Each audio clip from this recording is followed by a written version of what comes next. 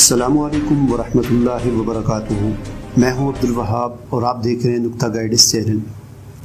ناظرین، گزشتہ دنوں پاکستان کے نیوز چینل بول نیوز پر رمضان ٹرانسمیشن میں ڈاکٹر ذاکر نائک سے منسوب کچھ باتوں کو لے کر کافی گرما گرمی ہوئی اور احمد لیاقت کی جانب سے مذہبی منافرت اور فرقہ وارانہ فسادات کو ہوا دینے کی بھرپور کوشش کی گئی، جس کی بنا پر ہندوستان اور پاکستان کی عوام میں کافی انتشار اور بے چینی پھیلی، اور پھر گزشتہ رات سے سوشل میڈیا پر کافی ماحول خراب رہا۔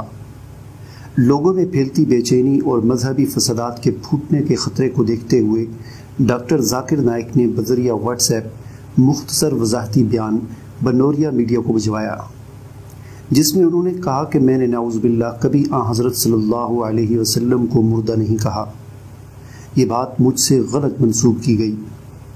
انہوں نے مزید کہا کہ میں نے یہ بھی کبھی نہیں کہا کہ میں حضرت علی رضی اللہ تعالیٰ عنہ کو خلیفہ نہیں مانتا۔ ان کا کہنا تھا کہ میں مانتا ہوں کہ میری اردو ٹھیک نہیں، جس کی وجہ سے الفاظ کا چناؤ کبھی کبھی غلط ہو جاتا ہے، مگر نجی چینل کے اینکر کی جانب سے مجھ سے منسوب باتیں جھوٹ کا پرندہ ہیں۔ ناظرین، یاد رہے اس پروگرام کے نشر ہونے کے فوراً بعد حکومت پاکستان نے بھی معاملے کی نزاکت کو دیکھتے ہوئے فوراً 1 ماہ کے لیے احمد لیاقت حسین پر پابندی لگا دی ہے۔ حکومت کے اس بروقت اور دانشمندانہ فیصلے کی عوام نے بھرپور تائید کی ہے اور مطالبہ کیا ہے کہ احمد لیاقت پر پہلے بھی کئی مرتبہ اس طرح کی حرکتوں کی وجہ سے پابندی لگی ہے، لہٰذا 1 ماہ کے بجائے احمد لیاقت پر مذہبی پروگرام کرنے پر ہمیشہ کے لیے پابندی لگا دینی چاہیے۔